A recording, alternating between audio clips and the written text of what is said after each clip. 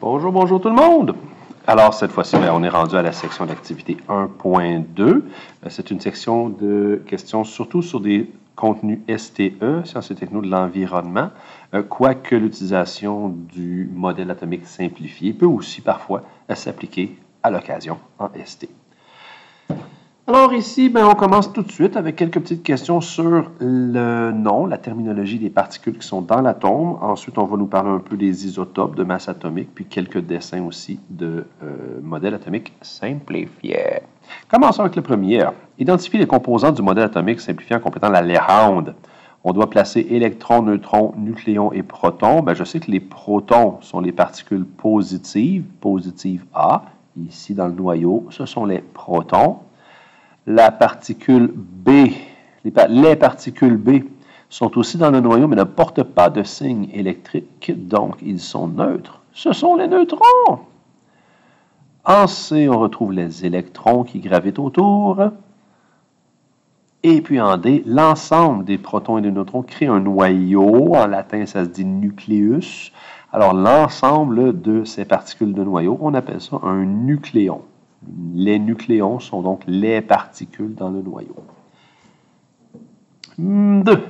Quel est le rôle de ces fameux neutrons? On s'était laissé en disant que les protons devraient se repousser les uns les autres, ayant tous la même charge identique. Il devrait y avoir des forces de répulsion puissantes, seulement ils restent ensemble dans le noyau. Le rôle des neutrons, justement, est de retenir ces protons ensemble. Leur travail, c'est d'assurer que ce noyau reste stable, d'assurer la cohésion entre les protons grâce à des forces nucléaires fortes. Alors, on pourrait mentionner que leur rôle est de, comment je disais ça, donc, d'assurer la stabilité. On va changer le début de la phrase. Et de, c'est pas de bon. Vos profs de français ne seraient pas fiers de moi. Alors, quel est son rôle? Son rôle est assurer la stabilité des noyaux. Stabilité des noyaux. Comme ça. En gardant les protons. En gardant les protons rassemblés. Comment? Grâce à des forces nucléaires fortes. Grâce à des forces nucléaires fortes. Voilà. C'est pas de la gravité, c'est pas une force gravitationnelle, c'est pas des forces électrostatiques ni magnétiques. On les a nommées, à défaut d'avoir d'autres termes, les forces nucléaires fortes. Et tout, coche les caractéristiques qui se rapportent au modèle atomique simplifié. Le noyau est très petit, composé de particules de charge positive, oui, et de particules électriquement neutres, les neutrons. Ça, c'est vrai. Ça correspond au modèle atomique simplifié. Un noyau formé uniquement de protons, j'aime pas ça, uniquement de protons de charge positive et d'électrons de charge négative. Non, il n'y a pas d'électrons là-dedans, c'est pas vrai. C'est les particules de charge négative. Électrons circulent autour du noyau sur des couches. Ça tient la route, c'est vrai. Des électrons circulent sur des orbites autour d'un noyau composé uniquement de protons. C'était presque vrai. Le problème, c'est qu'il n'y a pas uniquement des protons. Dans le noyau, il est composé aussi de neutrons. Alors, défaut. Et des nucléons de masse semblable, mais de charge électrique différente. Oui, les nucléons sont les protons et les neutrons. Ils sont effectivement de masse semblable, mais de charge électrique différente, le proton étant positif et le neutron étant neutre. Donc, c'est vrai. 4.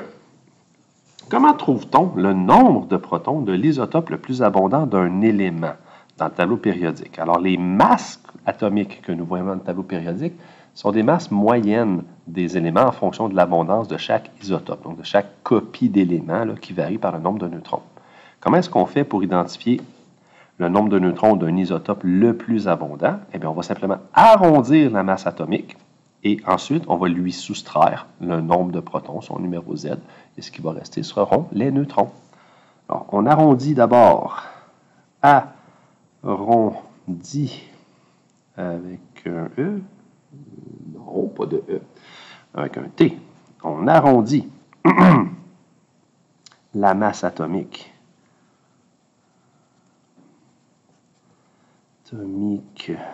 De l'élément.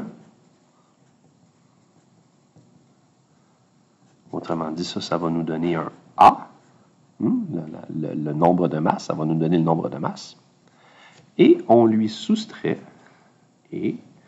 son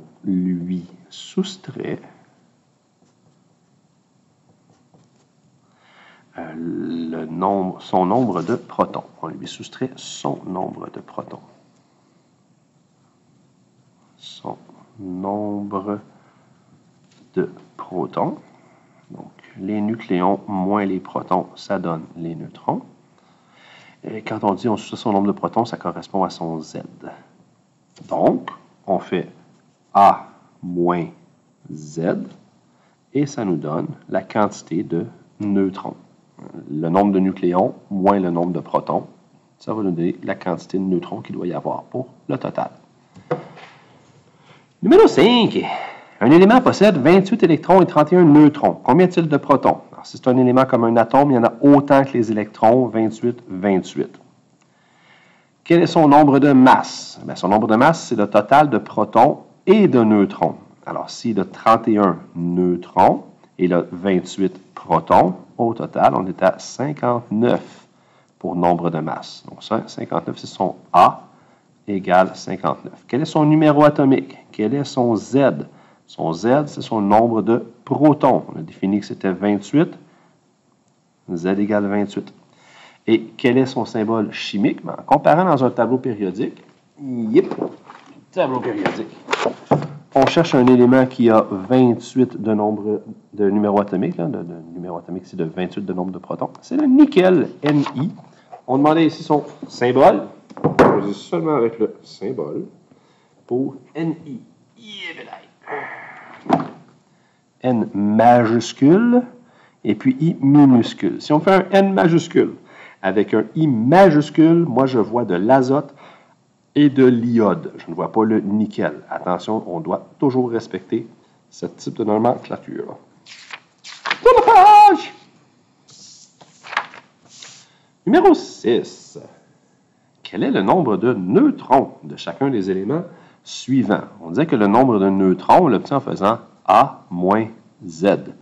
La masse atomique, en fait, le nombre de masses, c'est la masse arrondie, moins le nombre de protons. Ça nous donne le nombre de neutrons. Alors, allons-y simplement. Le nombre de masse, c'est le plus grand des deux nombres quand on a la notation AZ. Le A est en haut, le Z est en bas. Alors, 16 moins 7. Ici, bien, on a 9 neutrons. 60 moins 27, ce qui nous donne 33 neutrons. 74 moins 33, ce qui donne 41 neutrons. Et 22 moins 10, ce qui nous fait 12 neutrons. On fait la même chose pour les suivants. Oups! On n'a pas la notation AZ, alors on va la faire nous-mêmes. TI pour le titane, son nombre de masse va être cette masse atomique arrondie. 47,48, on l'arrondit à l'entier le plus proche, c'est-à-dire 48. Numéro atomique 22. 48 moins 22, on est à 26 neutrons. Le sélénium, SE, 78,9 devient 79, moins 34, ce qui fait 45. Neutrons. Mettez pas juste un N, mettez le petit 0 à côté pour montrer que la charge est nulle. Ça évite aussi de le voir pour juste la lettre N qui traîne avec autre chose. Le mercure Hg, qu'on appelait hydrargium auparavant, 80 protons et 200,59, ça va devenir une masse de 201, ce qui fait 121 neutrons. Pour l'aluminium, non pas l'aluminium, uranium, j'étais vraiment déparlé moi là. Pour l'uranium U, il s'agit de l'uranium 238, moins 92, son Z, 238 moins 92, différence de plus 8, 46, 146 neutrons. quand on cherche un nombre de neutrons, on se rappelle, on a besoin de la notation AZ. On soustrait le nombre de protons à partir du numéro de masse, du nombre de masse. Ça nous donne la quantité de neutrons. On en a besoin. On a besoin de ça pour faire le numéro 7. Représente l'isotope le plus abondant de chacun des éléments à l'aide de la notation AZ et du modèle atomique simplifié. À gauche, on va faire comme dans l'exemple, on va présenter la notation AZ, puis à droite, un petit dessin du modèle atomique simplifié, c'est du cute. Alors, on a besoin d'un tableau périodique près de nous. Un tableau périodique pour trouver le bore. Alors, le bore est le 5e élément, il porte le numéro 5. On peut tout de suite mettre 5 comme Z en bas ici. Et sa masse atomique est le 10,8 environ, ce qu'on arrondit à 11. Or, le bore 11,5. Un noyau pour notre ami le bore. 5 est son numéro, donc 5 est son nombre de protons. 11 moins 5 nous donne le nombre de neutrons. Le A moins le Z, ça donne le nombre de neutrons. On a 5 protons, on a 5 électrons à placer. On va en placer 2 sur une première couche. Ça représente la première couche, il y a 2 électrons. Et ça prend une deuxième couche avec le restant, les 3 électrons suivants. On fait la même chose avec l'argon. L'argon standard AR. Ne pas confondre avec l'argent, dont le symbole est AG. Vérifiez le nombre dans le tableau.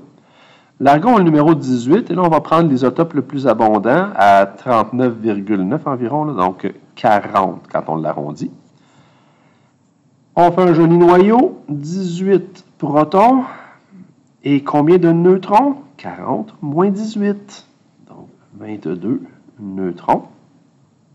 Première couche de 2 électrons, deuxième couche de 8.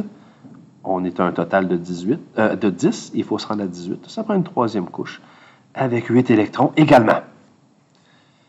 Poursuivons de la même façon, je vais vous les montrer. Là, si vous voulez passer la vidéo en accéléré, pour avoir directement vos résultats et vous comparer. Alors, phosphore, le phosphore 31, 15. Donc, on a 15 protons. 16 neutrons, la différence. 2, 8 et 5. Le magnésium Mg1224. Alors, 12P+, 12 neutrons. C'est égal dans ce cas-ci. C'est pas toujours égal, non. 2 électrons, 8 électrons et une troisième couche. 2 électrons. Le soufre S1632, 16 protons, 16 neutrons, 2, 8 et 6. Pour un total de 16 électrons. Puis le carbone, carbone 612. À défaut de vous mentionner de quel isotope il s'agit, on prend l'isotope le plus abondant et c'est pour ça qu'on arrondit la masse atomique à l'entier le plus proche, ce qui nous donne le nombre de masses de l'isotope le plus abondant automatiquement. Donc, je n'ai pas fini le carbone, 6P+, 6 neutrons, 2 et 4, parce que 2 plus 4, ça fait bien nos 6 électrons. Hélium, He24, 2P+, 2 neutrons, 2 et 2. Calcium, 20 et 40. Même commentaire, des cases plus grandes, s'il vous plaît. 20 et 40 pour un noyau de 20-20. Et un nombre d'électrons de 2, 8, 8, 2. Et voilà! On s'en sort très bien. Page suivante. Complétons un tableau. Au numéro 8. Nom de l'élément H, hydrogène. Il fait partie des 20 premiers à connaître par cœur. Le suivant, Ra. Est-ce que c'est le radium? Est-ce que c'est le radon? Le radon, c'est Rn. Alors, celui-ci, c'est le radium. Il y en a des plus compliqués à retenir, comme ça. K, l'anciennement appelé kalium, c'est le potassium. 2S. AG, pensez à l'Argentine, l'argent. Et U pour uranium. Boum. Numéro atomique pour l'hydrogène, 1. On va y aller par ligne maintenant. Nombre de masse, 1 également. 1,00, c'est 1. Nombre de protons, un seul. Pourquoi? Parce que son numéro atomique est 1, alors automatiquement, il y a un seul proton. Nombre de neutrons, 0. Tu n'as besoin d'aucun neutron si tu veux retenir un seul proton. Il n'y a personne d'autre pour le repousser. Alors lui, aucun neutron. Sinon, comment on fait pour avoir les neutrons? On fait le A moins le Z, n'est-ce pas? Alors ici, on a le nombre de masse A, et là, on a le numéro atomique Z. A moins Z, 1 moins 1, 0 neutron.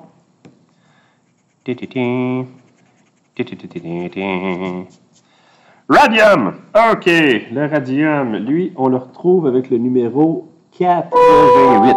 Bon, soufflé par la cloche. Ça sonnait plus fort dans mes oreilles. 88 pour L radium, mais son nombre de masse, c'est écrit tout petit dans le tableau, cette affaire-là. On est à 226. 226, à moins que je me trompe, là, c'est tout petit. Ouais, c'est ça. Nombre de protons, identique au numéro, 88. Nombre de neutrons, on fait la différence. 226 moins 88, donc une différence de 12, ça fait 136. Je me trompe pas? Pas 36. 12, ça fait 12, ça fait 18. 138. Voilà. Potassium, K, numéro atomique 19. Masse atomique, je crois que c'est 39. C'est bien ça. Nombre de protons, 19. Différence de 20. 20 neutrons. L'argent, numéro... Wow, je ne sais pas par cœur, l'argent. 47. Ah, c'était mon âge l'an dernier, ça. 47, 108 nombre de masse. On fait la différence entre les deux pour avoir le nombre de neutrons. Ce qui fait 3, 53 plus la différence, c'est 50, 61. 53 plus 8, 61. Et l'uranium, l'énorme uranium, 92 numéro atomique, 238. Quand on a son nombre de masse. La différence entre les deux, 8 et ça, 146. 146 ici, c'est pas un 4, c'est un 1. Et puis 92, bien sûr, 92 protons. Pour apprendre à rapidement trouver nos éléments dans le tableau périodique, puis pour ça, ben, c'est de le regarder souvent, de les nommer, de les repérer, d'essayer de trouver des liens entre eux. Après ça, on retrouve nos choses plus facilement. C'est comme des outils dans un tiroir. Ah bien, quels sont les deux éléments du tableau ci-dessus dont les noyaux sont instables? Alors, un noyau est instable. Boop, boop, boop, boop. Bip, bip, bip, bip, bip, bip. Boop, boop, boop. Bip, bip, bip, bip. Un noyau est instable quand la quantité de neutrons est insuffisante pour s'assurer que les protons restent près les uns des autres et qu'ils restent dans le noyau. Alors, qu'est-ce qu'il y a de gros atomes avec beaucoup trop de protons là-dedans? Les deux qui sont instables sont le radium et l'uranium. On avait vu dans les pages du cahier de notes, quelques pages plus tôt, que la plupart des éléments, en fait, tous les éléments qui ont un numéro atomique plus grand que 82, c'est-à-dire plus que 82 protons, sont instables. Ils vont avoir généralement à y avoir une espèce de déstabilisation, de décomposition nucléaire. Alors, on pourrait nommer que le radium et l'uranium sont instables. Pourquoi? Ben, on va penser aux 82. Ils sont instables car ils ont plus de 82 protons. Ils ont plus de 82 protons. Et la force des neutrons est insuffisante pour les tenir ensemble, hein, pour les retenir. Et la force nucléaire des neutrons est insuffisante. Insuffisante. Pour assurer la cohésion du noyau. Il manque de lignes. Pour assurer la cohésion, ça veut dire coller ensemble, ça. La cohésion du noyau. OK. Des fois, les phrases sont longues parce qu'elles sont plus belles de cette façon-là. Évidemment, toute réponse similaire pourrait être acceptée si elle contient suffisamment d'informations pour être pertinente. Hein? Qu'est-ce qui fait qu'il est instable? Qu'est-ce qui lui manque pour devenir stable? Pas, je veux dire, le radium et l'uranium parce qu'ils sont gros, hein, parce qu'ils ont beaucoup de protons. Il faut expliquer en quoi ça a une conséquence. Numéro 9. Lequel des énoncés suivants est faux? Rectifie-le. On cherche celui qui est faux. Il y en a un seul. Là-dedans, c'était le deuxième. Encore des cloches. Pour être stable, un noyau atomique doit contenir autant de protons que de neutrons? Non. Il doit y avoir juste la bonne quantité. Des fois, c'est un peu moins, autant, un peu plus. Il doit y avoir un équilibre entre le nombre de protons et d'électrons, et ce n'est pas toujours l'égalité qui fait l'équilibre. Plus la quantité de protons est grande, plus il va falloir de neutrons pour les tenir ensemble. Ce n'est pas nécessairement un rapport 1 pour 1. Donc, on pourrait rectifier en disant que pour être stable, il doit y avoir un équilibre entre le nombre de protons et de neutrons. Il doit y avoir un équilibre entre le nombre de protons et d'électrons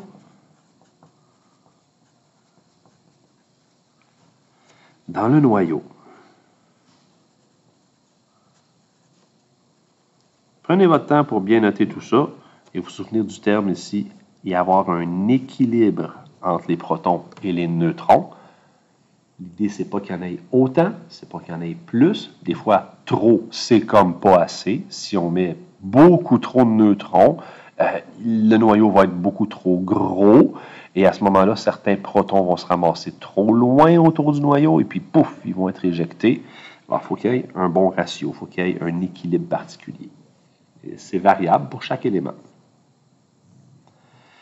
10, on cherche l'élément qui a la plus grande stabilité nucléaire, le francium ou le strontium. Bien, on a mentionné il n'y a pas longtemps qu'un atome qui a plus que 82 protons est instable. Ici, le francium, il est instable parce que son numéro atomique est plus grand que 82. Donc, le strontium est plus stable. Le strontium est plus stable. Virgule. Pourquoi? Son noyau contient moins de protons. Hein?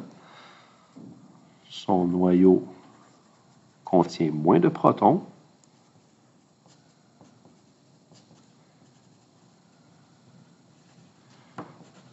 Protons. Mais principalement parce que le francium en a plus de 82 et que le francium, pas besoin de majuscule, il ne s'agit pas de la France ici, c'est nommé en hommage à, mais on ne parle pas du pays. Avec le F qui est ici, là, on a une minuscule. Et que le francium a plus de 82 protons. Voilà. Maintenant, parlons de quelques-uns de ces éléments-là. On cherche, parmi les suivants, laquelle illustre l'azote 15. L'azote 15 est un isotope de l'azote. L'azote peut exister sous plusieurs états, hein, avec 7 protons et 7 neutrons, ce qui fait qu'on a de l'azote 14. Mais il peut y avoir aussi de l'azote 15, c'est-à-dire qu'on va avoir 7 protons, mais 8 neutrons. Alors, lequel là-dedans a 7 protons et 8 neutrons? C'est le A, le premier. On regarde bien, le nucléon contient bien 15 particules. C'est l'isotope 15 de l'azote. Les autres ici, on a mis 15 neutrons ou 15 protons, c'est beaucoup trop. Ici, il ne s'agit même plus de l'azote. Pratiquons encore ça à la page suivante. Lesquels sont des isotopes du même élément? Isotope veut dire même position, même lieu, même situation, même place dans le tableau périodique. Iso, même, top, position, le lieu. Pour avoir la même case dans le tableau périodique, il faut avoir le même numéro. Alors, on a 25, 26, 53, 51, 53. Ces deux-là ont le même Z, ont le même numéro atomique. Ils sont donc des isotopes. Alors, A et C, ils ont le même numéro atomique. Donc, le même nombre de protons. On aurait pu aussi mentionner directement, ils ont le même nombre de protons parce que leur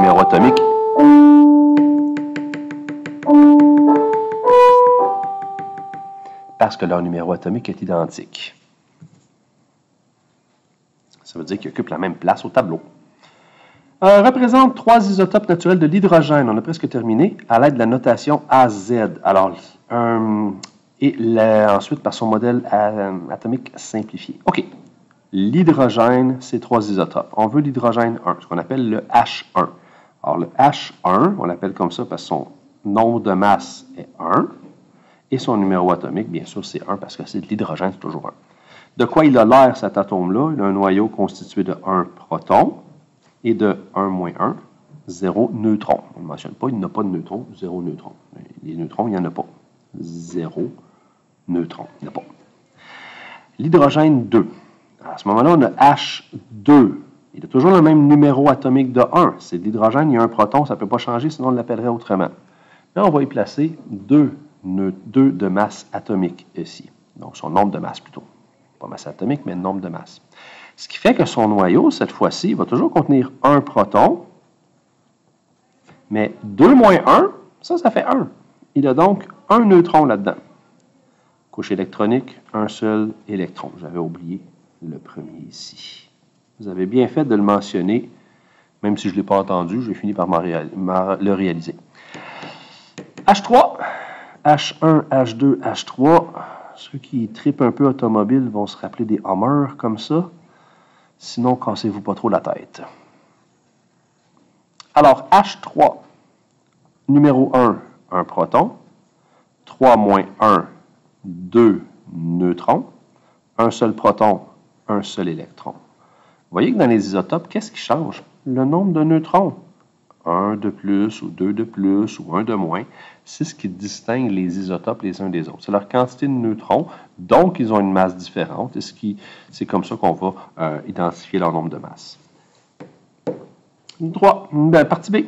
L'hydrogène 3 est un isotope instable, présent dans la nature à l'état de trace. Il n'y en a pas beaucoup, ça veut dire. Quelle est la masse atomique approximative de cet élément en unité de masse atomique? Eh bien, justement, si on a un hydrogène 3 avec 3 particules dans son noyau et que le proton et le neutron ont une masse atomique, une masse en unité atomique de près de 1 unité atomique chacun, ça veut dire qu'on a 1, 2, 3 particules. On a donc une masse atomique d'environ 3 unités atomiques. Donc, environ 3 unités atomiques. On met le U comme ça pour présenter l'unité de mesure de la masse, comme ça. Puisque la masse atomique relative de l'hydrogène H est de 1,01, quel est l'isotope d'hydrogène le plus abondant dans la nature? Si sa masse atomique relative est 1,01, ça veut dire que la moyenne relative de leur masse est de 1,01. S'il y avait beaucoup d'hydrogène H3, la moyenne de ces masses-là serait proche de 3. Là, on a une moyenne très près de 1, comme celle de l'hydrogène 1. C'est donc, lui, l'hydrogène 1, l'isotope le plus abondant. Alors, il s'agit de H1. Il s'agit de H1, comme ça. On met le 1 en avant, pas après, avant. Il s'agit de H1 comme isotope le plus abondant. Pourquoi? On demande bien pourquoi. Parce que la masse atomique relative, la masse atomique relative s'arrondit, avec un T à la fin, s'arrondit à 1, ce qui correspond